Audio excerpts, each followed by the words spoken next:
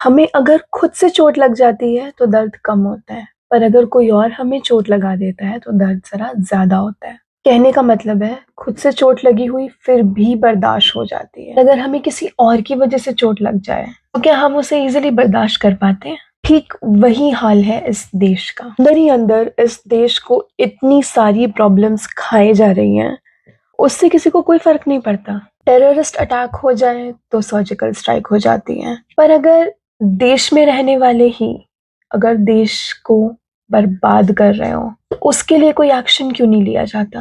Act of terrorism is equal to act of war, but why not act of damaging the country from the inside is considered as act of terrorism? Let's talk about 10 issues that are killing the country from the inside like a termite. इन्हीं खत्म कर दिया तो it will make India the most livable country in the world.